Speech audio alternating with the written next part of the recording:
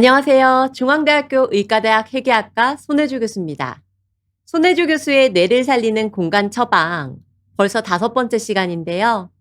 우리 공간지기 여러분 한 주 동안 편안하셨습니까? 오늘 제가 여러분과 나눌 이야기는 지금 우리 사회가 직면한 가장 뜨거운 화두이자 어쩌면 내 가족의 생명과 직결된 문제입니다. 치매 환자가 운전대를 놓아야 할 뇌과학적 이유. 이것이 오늘 우리가 파헤쳐 볼 주제입니다. 저기요. 어떻게 살려줘소서. 최근 뉴스에서 하루가 멀다 하고 고령 치매 운전자 사고가 보도됩니다. 대낮상가 유리창 와장창 70대 운전자 브레이크인 줄 알고 가속 페달. 시속 100km로 앞차 쾅. 앞에 차가 정지해 있는 줄 몰랐다. 우리 공간지기님들도 이런 뉴스 보시면서 속으로 많이 놀라셨을 겁니다. 도대체 왜 저러는 거야? 표지판도 안 보나? 하며 가슴을 쓸어내리고 때로는 경악하셨을 텐데요. 자, 그런데 왜 이 치매 어르신들은 고속도로를 역주행하고 왜 브레이크 대신 엑셀을 밟을까요? 정말로 우리가 생각하는 것처럼 단순히 길을 잃거나 깜빡해서 벌어진 일일까요?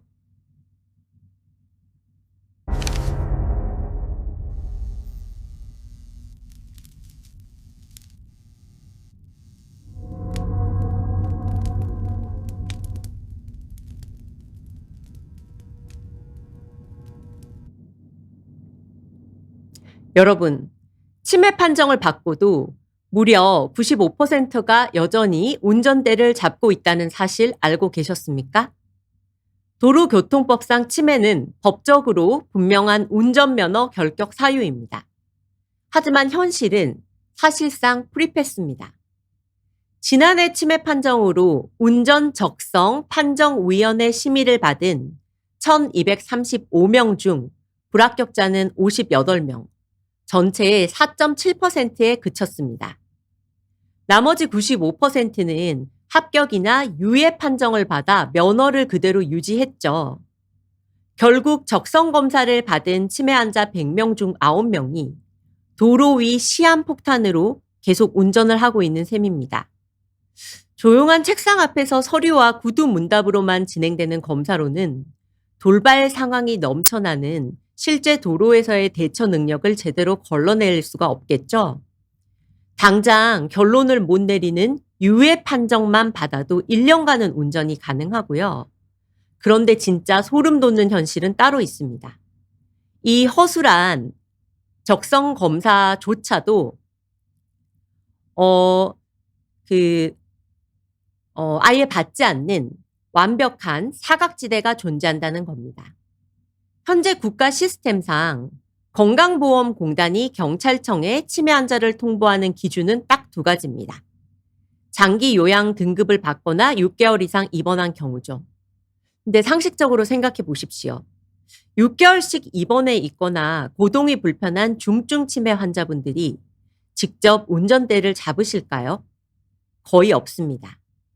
정작 도로 위에서 위험한 분들은 신체는 멀쩡해서 혼자 돌아다니지만 인지 기능이 떨어지기 시작하는 조기 치매 환자들입니다.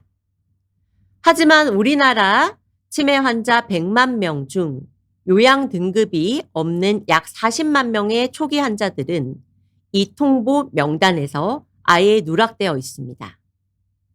그러다 보니 환자분들은 진료실에서 당당하게 항변하십니다. 선생님, 국가에서도 가만히 있고 적성검사도 다 통과했어요. 길도 다 기억나고 신호등도 잘 보는데 도대체 왜 나만 운전 못하게 하는 겁니까? 이것이 바로 지금 우리 도로의 현실입니다. 아버지, 또 왜 이러세요? 정말 착히 일해 주세요. 이놈들이 일제 날 무시하는 거냐? 내가 평생 이 운전대 잡았어. 아버님, 제발. 아마 치매 환자분들과 함께 살고 있는 가족분들이라면 이 장면 결코 남일 같지 않으실 겁니다. 매일 아침 현관문 앞에서는 그야말로 전쟁이 벌어집니다. 아버님 제발 차 키 좀 주세요. 애원하며 막아서는 며느리와 아들. 내가 아직 눈도 쌩쌩하고 가는 길도 다 외우는데 내 차 키는 왜 난리야 하며 불같이 화를 내는 아버지. 차 키를 뺐자니 아버지가 우울증에 걸리실 것 같고 놔두자니 시한폭탄 같고 정말 미칠 노릇이죠. 심지어 부모님 차 키를 몰래 숨겼다가 경찰이 출동하는 총구까지 벌어지곤 하죠. 화면 보시죠. 제가 지난 시간에 강조했던 기억의 강 단면도입니다. 치매는 8, 90대에 갑자기 쾅 일어나는 교통사고가 아닙니다. 이미 40대부터 뇌 속 독성 찌꺼기가 서서히 쌓여온 결과물입니다. 부모님이 조금 이상해서 병원에 모시고 갑니다. 여러 검사 끝에 치매 확진을 받죠. 의사는 당장 운전부터 그만두게 하라고 경고합니다. 하지만 여러분, 현실은 어떻습니까? 진단서 한 장 받았다고 그날 저녁 며느리가 시아버님한테 가서 아버님, 의사가 운전하지 말라니까 당장 차 키 저한테 주세요. 이렇게 할 수 있습니까? 대한민국에서 이거 단호하게 할 수 있는 며느리 과연 몇이나 될까요?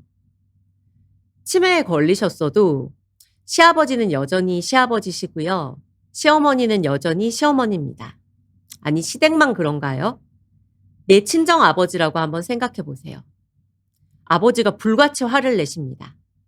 야, 내가 지금 은퇴하고 만날 사람도 없는데 이 차 키마저 뺏어가면 나는 하루 종일 방 구석에만 처박혀 있으란 말이냐? 이렇게 호통치시면 여러분, 거기다 대고 단호하게 맞받아 치실 수 있으세요? 우리나라 정서상 절대 쉬운 일은 아닙니다. 정서적인 미안함만 문제가 아닙니다. 하루에 버스가 딱 한 번 들어오는 이런 시골 마을에서 어르신들에게 자동차는 단순한 이동수단이 아니라 병원을 가고 장을 보는 생존 그 자체입니다. 대안도 없이 무작정 면허부터 뺏어버리면 이분들은 그날부터 세상과 완전히 단절된 채 방 안에 갇혀버리게 되는 겁니다. 이러한 현실적인 생존의 문제 때문에 결국 이 사안은 우리 사회 전체에 거대한 갈등으로 폭발하고 말았습니다. 여러분, 2024년 5월에 있었던 일 기억하세요? 정부가 고령 운전자의 사고를 줄이겠다며 야간 운전이나 고속도로 주행을 제한하는 이른바 조건부 운전면허제를 도입하겠다고 발표했습니다. 그 결과 과연 어떻을까요? 발표 직후 대한노인회를 비롯해 전국에서 대중교통 또 없는 지방 어르신들의 이동권을 심각하게 침해하고 생계형 운전자들의 밥줄을 끊는 전형적인 탁상 행전이라고 분노했죠. 여론이 걷잡을 수 없이 악화되자 결국 정부는 단 하루 만에 특정 연령을 대상으로 한 것이 아닙니다라며 정책을 번복하고 물러섰습니다. 한쪽에서는 노인의 이동권을 보장하라며 절규하고 다른 한쪽에서는 국민의 생명이 직결된 문제니 규제를 강화하라며 맞서고 있습니다. 사실 양쪽의 그 누구의 말도 틀리지 않았기에 이 지독한 딜레마 속에서 한 발짝도 나아가지 못하고 있는 겁니다. 자, 이 딜레마를 풀기 위해 우리는 아주 본질적인 질문을 던져야 합니다. 도대체 치매 환자의 운전은 얼마나 위험하며 왜 위험한 걸까요? 먼저 해외에 권위 있는 연구를 통해 그 위험성의 실체부터 확인해 보겠습니다. 미국 신경과 공식 학술지 뉴럴로지에 발표된 연구인데요. 치매 발병 이후에도 운전을 지속할 경우 일반 건강한 노인보다 충돌 사고 위험이 무려 2.3배 이상 높은 것으로 나타났습니다. 특히 이 연구에서 우리가 주목해야 할 것은 발병 이후 경과된 시간입니다. 화면의 그래프를 한번 자세히 보실까요? 발병 후 1년, 2년, 3년 차까지는 건강한 일반 노인에 비해 사고 발생률이 크게 차이 나지 않습니다. 치매 환자들도 아직은 일반 운전자 수준의 사고율을 아슬아슬하게 유지하고 있는 건데요. 근데 무서운 건 바로 그 다음입니다. 이 그래프 갑자기 꺾이며 치솟는 거 보이시죠? 마의 발병 4년차 구간에 접어드는 순간 사고율이 무려 1.7배나 수직 상승하며 통제 불능한 상태로 폭증합니다. 어느 정도 수준이냐면요. 혈기 왕성하고 운전이 서툰 20대 초보 남성 운전자들의 사고율을 훌쩍 뛰어넘어 폭증합니다. 80대 노인이 20대의 속도로 도로를 질주하고 있는 셈입니다. 자, 여러분. 방금 보신 이 끔찍한 사고율의 폭증. 도대체 원인이 뭘까요? 정말 우리가 흔히 생각하는 것처럼 아버지가 집에 가는 길을 까먹어서 방향 감각이 예전 같지 않아서 사고가 나는 걸까요? 아닙니다. 도로 위에서 치매 환자가 일으키는 사고의 진짜 원인은 기억의 문제라기보다 바로 눈에 보이는 장면을 처리하는 뇌의 능력에 있습니다. 화면을 보시죠. 세계적인 의학 저널 자마 뉴럴로지에 발표된 연구입니다. 연구진은 실제 자동차 운전석과 똑같이 생긴 가상현실 장치인 아주 정교하게 설계된 운전 시뮬레이터에 실제 알츠하이머 치매 환자들과 건강한 대조군 수십 명을 직접 태우고 돌발 상황에서의 반응을 0.1초 단위로 정밀하게 분석했습니다. 운전 중 갑자기 아이가 확 튀어오르는 돌발 상황이 발생했습니다. 건강한 운전자는 즉각 인지하고 즉시 브레이크를 밟습니다. 하지만 알츠하이머 운전자는 다릅니다. 먼저 1단계 눈으로 본 시각 정보가 뇌로 전달되어 위험하다고 해석하는데 이미 건강한 사람보다 0.5초가 지연됩니다. 그리고 2단계요. 뇌에서 발끝으로 브레이크를 밟아라고 운동명령을 내리는데 또다시 0.5초가 지연됩니다. 합치면 0.5 더하기 0.5초니까 단 1초 늦는 거죠. 겨우 1초 늦은 것 같으신가요? 시내 규정 속도인 시속 60km로 달리는 차에서 1초의 판단 지연은 무려 17m를 브레이크 한번 밟지 못하고 무방비 상태로 돌진한다는 뜻입니다. 결국 끔찍한 인명사고로 이어질 수밖에 없는 거죠. 방금 보신 것처럼 운전은 시시각각 눈으로 들어오는 수만 가지 정보를 뇌가 0.1초 만에 해석하고 판단해야 되는 고도의 복잡한 인지 작업입니다. 그런데 치매로 인해 뇌의 시각 처리 영역이 손상되면 이 능력에 치명적인 영향을 받게 됩니다. 흔히 치매와 함께 살아가는 분들의 운전을 이야기할 때 우리는 가장 먼저 기억력 탓으로 돌립니다. 집에 돌아가는 길 잊어버려서 그러셨겠지. 방향 감각을 잃었나 봐라고요. 하지만 도로 위에서 위험한 사고를 일으킨 분들 상당수가 병원에서 하는 기억력 중심의 기존 인지검사에서는 정상에 가까운 점수를 기록했다는 사실을 주목해야 합니다. 결국 그분들이 운전대를 놓아야 하는 진짜 이유는 단순히 무언가를 깜빡해서가 아니라 뇌가 눈으로 들어오는 시각 정보를 정상적으로 처리하지 못해 세상을 왜곡된 형태로 보기 때문입니다. 자, 그렇다면 그분들의 눈에는 도대체 세상이 어떻게 보이고 있는 걸까요? 지금부터 여러분을 그 충격적인 시각의 세계로 안내하겠습니다. 먼저 치매 환자분들의 세상을 들여다보기 전에 우리 이야기부터 해볼까요? 사실 나이가 들면서 진행되는 눈과 뇌의 변화는 남의 이야기가 아닙니다. 저도 뇌 영상 전문의로서 하루 종일 모니터를 뚫어져라 보면서 판독을 하다 보니 요즘 눈이 예전 같지 않다는 생각이 듭니다. 우리 공간직인 님들도 40대 중반 넘어가시면서 식당 가시면 메뉴판 보실 때 다들 이러시죠. 그러면서 아유, 나도 이제 노안이 왔나 봐 하면서 웃어 넘기시는데요. 나이가 이제 40 중반 정도 되면 여러분의 뇌가 시각 정보를 처리하기 위해 젊을 때보다 훨씬 더 많은 에너지를 쥐어짜게 되는데요. 카메라의 자동 초점 기능이 고장난 것과 같습니다. 나이가 들어 수정체의 탄력이 떨어지면 초점 맞추는 속도가 느려지는데요. 그러면 우리 뇌는 어떻게 할까요? 그 흐릿해진 상을 어떻게든 선명하게 보정하려고 뇌 뒤쪽에 있는 후두엽의 시각 피지를 평소보다 엄청나게 가동합니다.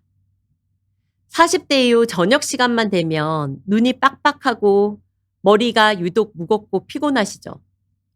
그 진짜 이유는 단순히 눈이 피곤해서 보다도 여러분의 뇌가 하루 종일 과도하게 일을 하며 지쳐버렸기 때문입니다. 자, 이렇게 40대부터 서서히 시작된 시각과 뇌의 변화가 치매라는 강물을 만나면 과연 어떻게 변하게 될까요? 알츠하이머가 바꾸는 눈앞의 세상. 이 4장의 사진은 치매와 시각 연구의 세계적인 권위자인 앨리스 크로닝 골룸 교수 팀이 2004년도에 발표한 아주 유명한 연구 자료입니다. 알츠하이머 환자들이 실제로 세상을 어떻게 보고 있는지를 과학적으로 증명한 결과죠. 우리가 흔히 나이가 들면 눈이 침침해진다고 하죠.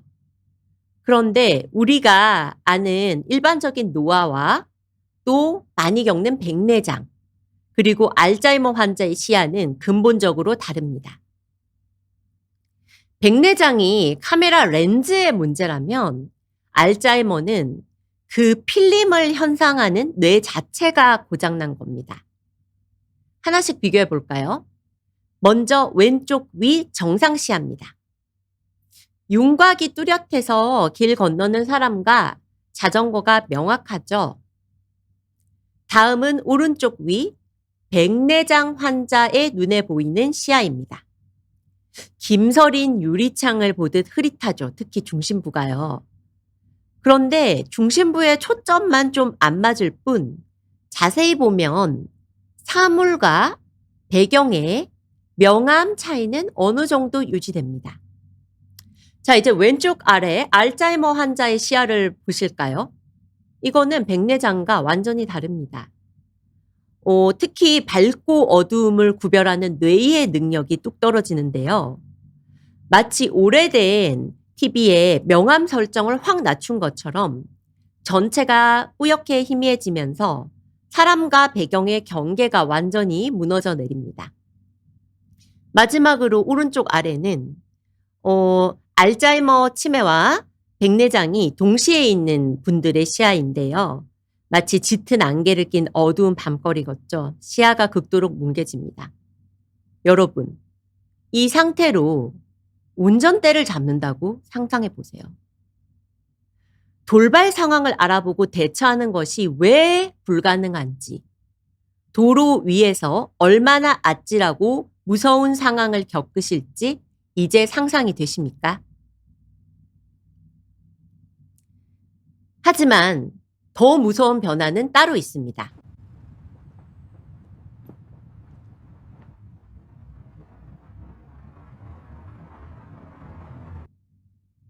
바로 터널 시야입니다.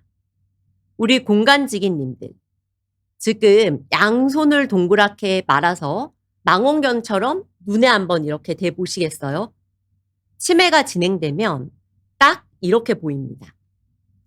시야각이 건강한 사람의 절반 이하로 좁아지면서 양옆과 위아래의 풍경은 까맣게 지워지고 오직 정면에 좁은 구멍만 남게 됩니다. 이 상태로 하루 종일 일상을 산다고 한번 상상해 보십시오. 걸을 때는 발밑에 있는 작은 턱조차 보지 못해 걸려 넘어지기 일쑤입니다. 운전할 땐 어떨까요? 옆 차선에서 갑자기 뛰어드는 아이가 이분들 눈에는 정말 아예 없는 존재가 되어버립니다. 치명적인 사고가 날 수밖에 없죠. 그래서 꼭 운전뿐 아니라 우리가 부모님이 계신 공간을 처방할 때 이 터널 시야를 반드시 기억해야 합니다.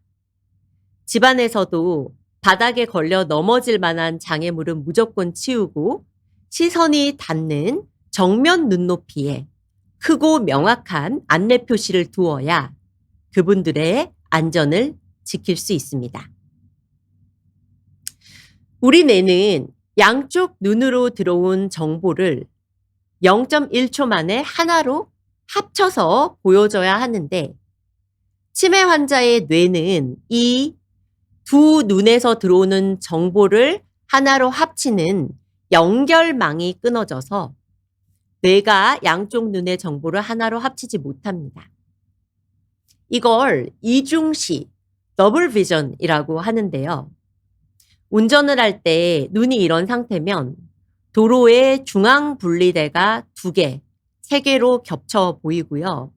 더 문제는 어디까지가 내 차선인지 알 수 없습니다. 이러한 극심한 공포 속에서 운전대를 잡고 계신 겁니다. 요즘 참 눈부신 봄날이죠. 꽃이 한창 피기 시작했는데 이 사진은 오늘 저희 집 주변을 오늘 아침에 산책하다가 너무 날씨가 좋아서 직접 찍은 겁니다. 우리 공간지기 님들도 주말에 꽃 구경 좀 다녀오셨나요? 요즘 서울에는 어디가 벚꽃이 제일 이쁠까요? 혹시 아시는 분 계시면 채팅창에 추천 남겨주시고요. 자, 파란 하늘에 흩날리는 분홍빛 벚꽃, 그리고 싱그러운 초록색 잎사귀들까지. 우리 눈엔 이렇게 화사하고 아름다운 봄날 풍경이죠. 그런데 여러분, 우리 눈엔 이렇게 눈부시게 아름다운 봄날의 풍경이 치매와 함께 살아가는 사람들의 눈에는 과연 어떻게 보일까요? 바로 이렇게 보입니다. 색이 모두 사라진 흑백의 세상이죠. 치매가 진행되면서 뇌에 후두엽과 측두엽이 퇴화하면 뇌가 색상 정보를 제대로 처리하지 못하는 색인지 장애가 발생합니다.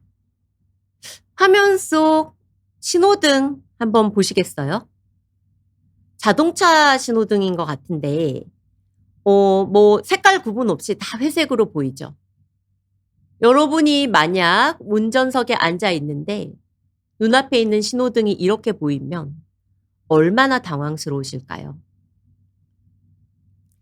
치매와 함께 살아가는 사람들이 겪는 이런 혼란스러운 시각 경험 뒤에는 분명한 생물학적 이유가 있습니다. 여러분, 우리의 눈이 세상을 실시간으로 촬영하는 고성능 카메라라면 뇌는 그 영상을 해석하고 의미를 부여하는 정교한 소프트웨어입니다. 안타깝게도 치매는 뇌와 눈 두 시스템에 치명적인 영향을 미칩니다. 보통 치매가 뇌에만 생기는 병이라고 생각하는데 우리는 그 와중에도 안구의 안쪽에 있는 망막은 뇌신경이 뇌 밖으로 길게 뻗어나와 있는 뇌의 창문과 같습니다. 알츠하이머 병은 이 카메라의 필름에 해당하는 망막의 신경세포층을 서서히 얇게 닳아 없어지게 만들 뿐 아니라 이 망막에 영양분을 공급하는 미세 혈관들도 마치 가뭄에 강바닥이 드러나듯 서서히 말라붙게 됩니다. 최근 뇌과학자들은 치매 환자의 기억력이 떨어지기 한참 전부터 이미 눈에서 치매를 일으키는 독성 찌꺼기인 베타 아밀로이드가 쌓인다는 사실을 밝혀냈습니다. 이게 알츠하이머 생지의 눈알인데요. 작년 2025년 제가 이끄는 연구팀이 세계 최고 권위의 실험 안과 학술지에 공식적으로 게재한 논문인데요. 저희 연구팀은 알츠하이머 병을 앓는 생지의 눈에 특수한 처리를 해서 눈알을 마치 속이 훤히 들여다 보이는 투명한 유리구슬처럼 만든 다음에 그 속을 구석구석 들여다봤습니다. 결과는 놀라웠습니다. 이 화면에서 초록색 입자로 점점이 뭉쳐있는 부분이 바로 치매 원인 병리 물질인 아밀로이드 베타인데요. 치매 생지의 눈 속에는 베타 아밀로이드가 정상 생지에 비해 무려 200배나 크게 뭉쳐서 저렇게 초록색 야광빛을 내고 있었습니다. 더 놀라운 것은 눈에 쌓인 아밀로이드 찌꺼기의 양이 생지 뇌 속에 쌓인 아밀로이드의 양과 아주 강한 상관관계를 보인다는 사실입니다. 이런 연구 결과가 의미하는 바는 앞으로는 뇌 영상뿐만 아니라 눈을 통해 뇌 건강을 미리 들여다보고 치매를 예측하는 완전히 새로운 치매 조기 진단 패러다임의 시대가 열릴 수 있다는 사실을 시사하는데요. 의학저널 란셋에서도 노년기 치매 예방을 위한 핵심 요인으로 바로 시력 보호를 꼽고 있습니다. 사실 원래 가이드라인에는 이 시력 보호가 없던 내용인데 바로 재작년 2024년 보고서에서야 추가가 된 겁니다. 방치된 시력 저하가 곧 뇌를 병들게 하는 지름길이라는 사실이 전 세계적으로 공식 인정받은 셈이죠. 지금까지는 카메라의 렌즈, 즉 눈에 대한 이야기를 나눠봤는데요. 자, 이제부터는 눈이 찍어보낸 사진을 해석하는 정교한 소프트웨어인 바로 뇌의 변화를 알아보도록 하겠습니다. 우리 뇌의 가장 뒤통수에는 눈으로 본 풍경을 띄워주는 거대한 우리 뇌의 메인 스크린인 후두엽이 있습니다. 그런데 이 후두엽은 두 가지로 나눌 수가 있어요. 1차 시각 피질과 그것을 둘러싸고 있는 파란색의 시각 연합 피질인데요. 우리가 무언가를 본다고 할 때 먼저 눈으로 들어온 신호가 가장 먼저 도착하는 부분은 저 빨간색 부분, 1차 시각 피질입니다. 어떤 사과를 봤다고 하면 사과의 색깔이나 모양, 형체와 같은 아주 기본적인 밑그림을 띄워주는 우리 뇌의 스크린 역할을 하죠. 그런데 스크린에 상이 맺혀 있다고 해서 그 이미지만으로 우리는 우리가 무엇을 보고 있는지 알 수 없습니다.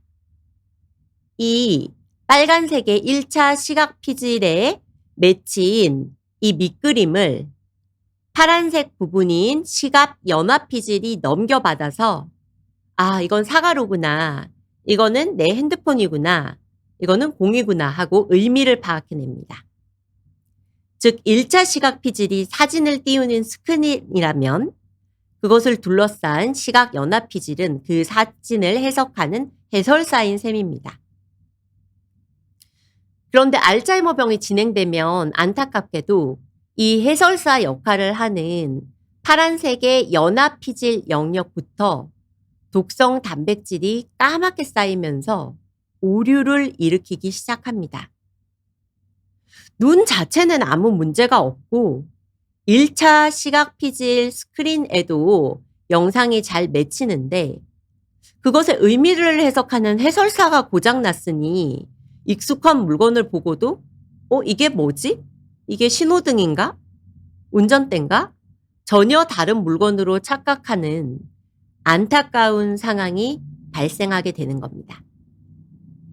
근데 치매가 점점 더 심해져가지고 시각 정보의 첫 단추인 빨간색인 1차 시각 피질까지 까맣게 손상되면 상황은 더 힘들어지는 거죠.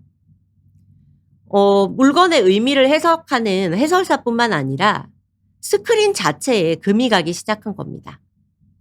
이때부터는 밝고 어두움을 파악하는 대비 감도 혹은 세부 처리 능력마저 약해져서 환자가 보는 세상 전체가 마치 초점이 안 맞는 오래된 브라운관 TV 화면처럼 흐릿하고 침침해집니다. 부모님께서 아우 색깔이 왜 이렇게 흐리멍텅하냐? 물건 테두리가 울퉁불퉁하다 얘 하며 답답함을 호소하시는 이유가 바로 이 때문입니다. 특히 뇌 속 화면의 연결이 뚝뚝 끊기기 시작하면 주변 환경의 연속성마저 무너져 내립니다. 눈앞에 있던 물건이 갑자기 사라졌다 확 눈에 다가오는 것처럼 느끼시거나 매일 쓰던 물건조차 처음 본 것처럼 낯설어 하시는 거죠. 내가 알던 세상이 매 순간 조각조각 끊겨져 보일 때 그분들이 느끼는 막막함과 혼란은 아마 우리가 상상하는 그 이상일 겁니다. 그런데 여러분, 이 상태로 운전대를 잡으면 어떻게 되죠?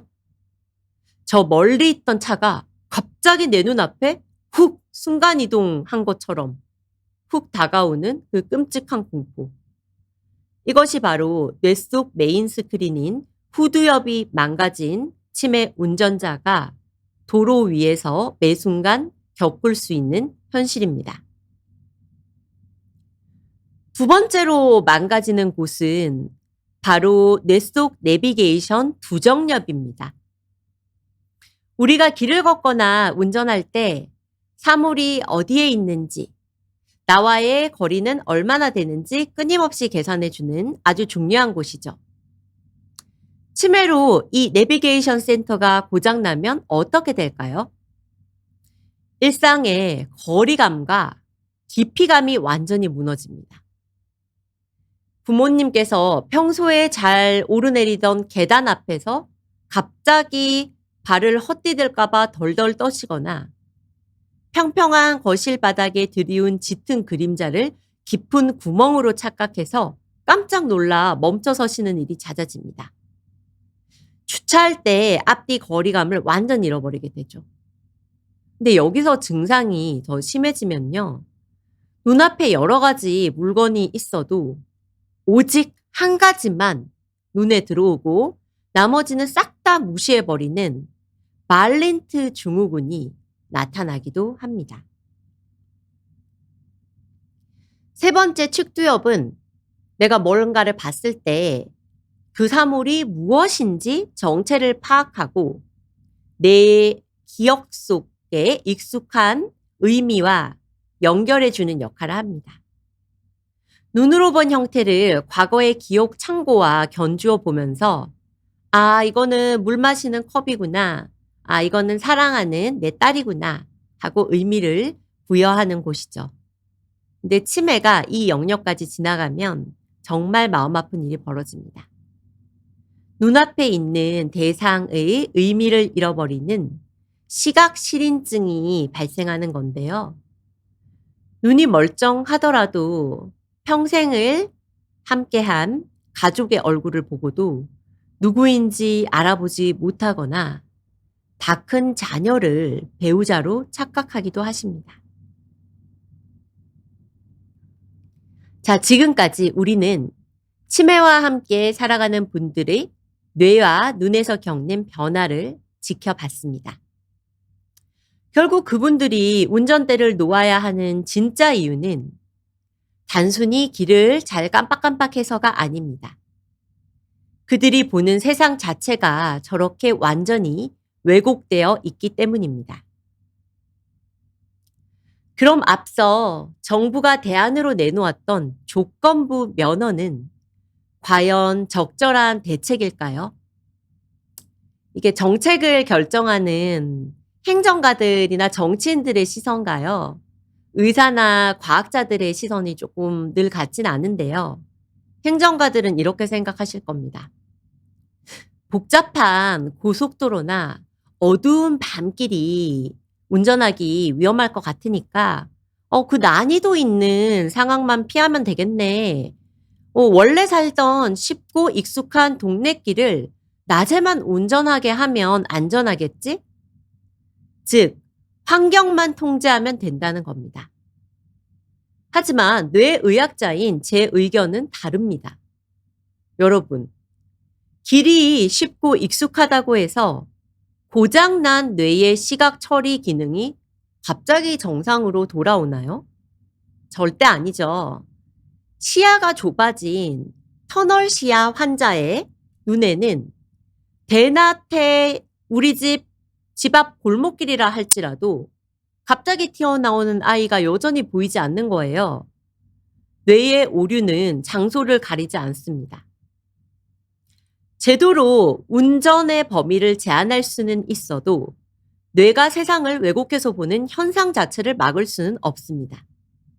익숙한 길은 안전할 거라는 착각, 이제는 버려야 합니다. 조건부 면허는 결코 근본적인 대안이 될 수 없습니다. 그렇다면 우리 다른 선진국들은 이 문제를 어떻게 풀고 있을까요? 세계적인 패러다임은 이미 완전히 바뀌었습니다. 먼저 우리는 이게 65세냐 70세냐 75세냐 이렇게 싸우고 있지만 운전대를 놓아야 하는 기준은 결코 절대적인 나이가 되어서는 안 됩니다. 글로벌 스탠다드는 나이가 문제가 아니라 뇌과학적 진단을 통해서 이를 판가름하고자 합니다. 뇌가 시각 정보를 얼마나 정확하고 빠르게 처리하는지 그 실질적인 능력을 의학적으로 평가하고 결정하다는 거죠. 자, 그렇다면 구체적으로 어떤 혁신적인 제도들이 도입되고 있는지 세계 각국의 사례를 하나씩 짚어보도록 하겠습니다. 화면을 보시죠. 세계 각국의 치매 운전 관리 모델을 보시면 아시겠지만 정답은 하나가 아닙니다. 아주 단호하고 강력하게 법과 기술로 통제하는 미국이나 유럽의 방식이 있는가 하면 강제적인 통제 대신 어르신들이 명예롭게 면허를 반납할 수 있도록 자발적 참여와 사회적 보상을 유도하는 방식도 있습니다. 미국은 가족의 무거운 짐을 덜어주는 의사 의무 보고제를 시행하고 있습니다. 한국에서는 자식이 부모님 차키 뺏으려다가 내가 감히 내 차를 뺏어? 하면서 가족관계가 파탄나는 경우가 너무 많습니다. 하지만 캘리포니아 주를 비롯한 미국의 여러 주에서는 치매 진단이 내려지면 가족이 아니라 의사가 법적 의무를 지고 교통국에 신고해 면허를 취소시킵니다. 이렇게 되면 악역은 국가와 의사가 대신 떠맡게 되는 거죠. 자녀들은 대신 아버지, 저도 운전하시게 하고 싶은데 의사 선생님이 법 때문에 절대 안 된대요 하면서 가족 간의 불화를 피할 수 있죠. 제도의 책임을 개인에게 떠넘기지 않고 시스템으로 끌어안는 아주 합리적인 사례입니다. 뉴질랜드와 독일의 사례를 보면 조건부 면허를 실시하긴 하는데요. 진짜 조건부 면허란 이런 것이다는 걸 알 수 있습니다. 우리나라처럼 단순히 아유 동네에서만 다니세요 하고 헐렁하게 방치하는 게 아닙니다. 치매 진행 단계에 따라 의학적으로 조건을 아주 깐깐하게 세분화하고 규제하는데요. 먼저 환자 혼자 타고 운전하면 불법이고 반드시 보호자가 동승해야 한다거나 집에서 GPS 반경 5km를 벗어나면 아예 시동이 안 걸리게 막아버립니다. 심지어 차량에 텔레매틱스라는 운전 기록 장치를 달아서 급브레이크 같은 이상 행동이 감지되면 즉각 면허를 정지시킵니다. 철저한 기술적, 의학적 통제인 거죠. 호주는 매년 뇌가 운전에 적합한지를 검증하는 의료 적합성 평가를 도입했습니다. 호주에서는 75세가 넘으면 매년 면허를 갱신해야 하는데요. 이때 어르신들이 가는 곳은 운전면허 시험장이 아니라 병원입니다. 가서 단순히 시력판에 숫자 몇 개 읽고 끝나는 게 아닙니다. 아주 정밀한 검사를 받는데요. 내 뇌가 시각 정보를 정상적으로 처리하는지, 인지 지연 현상은 없는지를 주치의가 아주 세밀하고 꼼꼼하게 평가합니다. 그래서 이 의료 적합성 증명서의 도장을 꽝 받아와야지만 운전대를 잡을 수 있습니다. 철저하게 의학적 근거에 기반하는 거죠. 일본 같은 경우는 발상을 완전히 전환한 넛지 전략을 쓰는데요. 면허를 강제로 박탈하는 거는 어르신들에게 엄청난 상실감과 우울증을 주는 건 사실이거든요. 그래서 오히려 일본에서는 당근을 제시합니다. 자진해서 면허를 반납하면 이를 운전 졸업으로 명예롭게 사회적으로 포장해 주는 겁니다. 평생 무사고로 가족을 부양하셨으니 이제 영광스럽게 은퇴하시라는 뜻이죠. 그런데 이 졸업증을 받으면요, 생활에서 혜택이 제법 쏠쏠합니다. 택시비 반값 할인은 물론이고 동네 식당, 미용실 할인, 심지어 은행에서 우대금리까지 줍니다. 운전을 못하면 집에 갇히면 어떡하나 하는 노년층의 근본적인 두려움과 이동권의 문제를 사회 전체가 나서서 보듬어주는 현명하고 성숙한 제도입니다. 자, 그렇다면 앞으로 우리 대한민국은 어떤 방향으로 나아가야 할까요? 고령자와 치매 환자의 운전에 대한 제도를 결정할 때는 오늘 제가 말씀드린 것처럼 뇌의학적이고 과학적인 팩트가 반드시 그 바탕에 깔려 있어야 한다고 생각합니다.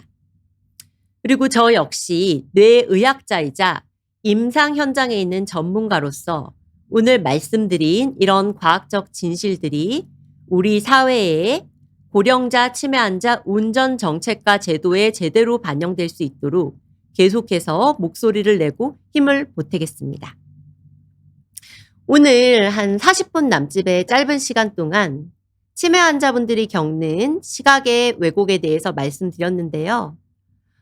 그러면 이렇게 왜곡된 시각을 갖는 분들을 위해 당장 우리가 사는 집과 공간을 어떻게 바꾸어야 하는지, 그 공간 처방의 구체적인 방법들은 앞으로 이어지는 제 공간 처방 시리즈와 또 5월에 출간될 제 책에서 더 상세하게 담아두었고요. 그리고 당장 다음 주 토요일이죠.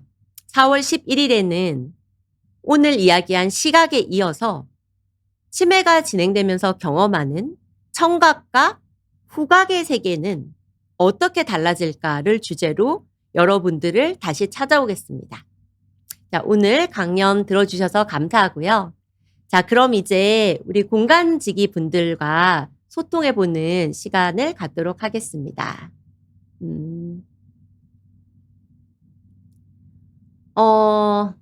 엔젤님. 네. 회계학과는 보통 뇌에 관련된 과인가요? 방사선과와 어떻게 다른가요? 네. 좋은 질문 감사합니다. 회계학과 의사로서 많이 듣는 질문인데요. 일단 회계학과는 뇌뿐만 아니라 종양, 심장, 그리고 뭐 여러 가지 뇌에서부터 시작해서 발가락 뼈까지 전신에서 일어나는 병의 생리학적 대사적인 현상을 눈으로 영상화할 수 있게 하고 해석을 하는 과인데, 저는 쉽게 회계학과라고 하면 병을 눈으로 볼 수 있게 하는 과입니다라고 대답을 해드리죠. 근데 사실 영상의학과랑 좀 헷갈리시죠? 근데 크게 두 가지 차이가 있습니다. 영상의학과에서 실시하는 CT나 MRI는요, 어떤 우리 병 때문에 우리 몸에서 일어나는 구조적인 변화를 영상으로 보는 과고요. 회계학과는 병으로 인해서 우리 몸 안에 있는 생물학적인 현상, 대사적인 생물학적인 기능적인 변화가 어떻게 일어나는지를 보는 과입니다. 그리고 둘 다 방사능이 나오기는 하지만 회계학과에서 찍는 영상은 방사능 주사를 맞거나 약을 먹은 환자의 몸에서부터 방사능이 뿜어져 나오고요. 영상의학과는 뭐 CT나 엑스레이 같은 경우는 기계에서부터 환자에게 방사능을 쪼이는 게 차이점이라고 하죠. 네. 꺼벙123님. 치매 방지약 효과가 좋은지 궁금해요. 부작용도 맞는 것 같던데. 아마 제가 생각하는 게 맞다면 그 레켐비나 도나메막 같은 요즘 많이 이슈가 되고 있는 항체 치료제 말씀하시는 것 같은데요. 근데 이거는 엄밀히 말하면 치매 방지 약이라기보다 치매를 조기 진행 억제 약이라고 하는 것이 맞습니다. 치매는 뇌 안에 있는 한 세포에서 아밀로이드 알갱이가 1개가 2개가 되고 2개가 4개가 되고 4개가 10개가 되고 10개가 100개가 되고 막 이렇게 점점 커지고 그것이 뇌 전체에 퍼져나가면서 치매가 발생하게 되는데 지금 시중에서 많은 화제가 되고 있는 어떤 아밀로이드 항체 치료제는 아주 초기에 그 아밀로이드 알갱이가 더 커지지 않게 잡아주는 역할을 하기 때문에 질병의 경과를 조기에 좀 완화시켜주는 역할을 한다고 보시면 되고요. 그리고 물론 또 뭐 환자에 따라서 여러 가지 부작용이 있는데 기존 의료 체계에서는 이러한 부작용을 철저하게 모니터링할 수 있도록 MRI를 아주 촘촘하게 찍는다든지 등 대책을 세우고 부작용이 발생할 가능성이 적은 환자분을 선별해서 치료를 진행하고 있습니다. 네. 꺼벙123님, 또 다른 의견 주셨네요. 무인차가 치매 분들에게 도움이 되었으면 좋겠습니다. 네, 자율주행 차 말씀하시는 거네요. 네, 아무래도 오늘 말씀드린 내용처럼 치매가 있으셔서 눈에 보이는 시야가 이미 변화가 있으신 분한테는 이것도 곧 앞으로 향후 좋은 대안이 될 수 있을 것 같습니다. 네. 자, 다른 분 질문도 좀 받아볼게요. 꺼벙123님, 치매 원인으로 아밀로이드 베타 단백질 이야기가 있던데요. 우울증 약도 위험하다고 하고요. 조심할 수 있는 방법이 있는지 궁금해요. 치매 원인으로 아밀로이드 베타 단백질과 또 타우 2가지 단백질이 대표적인 원인이고요. 아밀로이드 베타 단백질은 신경세포 바깥에서 쌓이고요. 타우 단백질은 신경세포 안쪽에서 쌓입니다. 그런데 우울증 약이 약 자체를 복용을 했다고 해서 치매가 생기는 거는 공식적으로는 아니거든요. 그래서 우울증 약은 치매 원인이라고는 볼 수는 없습니다. 네. 네. 엔젤님. 치매도 파킨슨처럼 CT를 찍을 때 약을 미리 투여하고 한다던데 이 약은 어떤 것인가요? 혹시 아밀로이드 PET-CT라고 폐기학과에서 찍는 치매 진단 검사를 말하는 건 것 같은데요. 우리 국내에서는 프로로베타벤, 프로타메타몰, 그리고 프로로프라놀과 같은 치매를 뇌에 쌓인 치매 물질을 진단할 수 있는 3가지 핵약 영상 제제가 있습니다. 그래서 그 약을 말하는 거고요.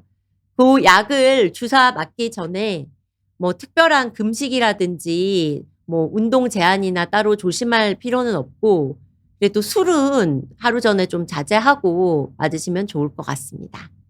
네. 자, 오늘도 여러 공간지기님들과 함께 의미 있는 시간 가져서 매우 보람찬 시간이었습니다. 지금까지 손혜주 교수의 뇌를 살리는 공간 처방. 네. 오늘 강의는 이것으로 마치도록 하겠습니다. 다음 주 토요일 저녁 8시에 더 유익한 내용으로 찾아뵙겠습니다. 여러분 편안한 밤 보내십시오. 감사합니다.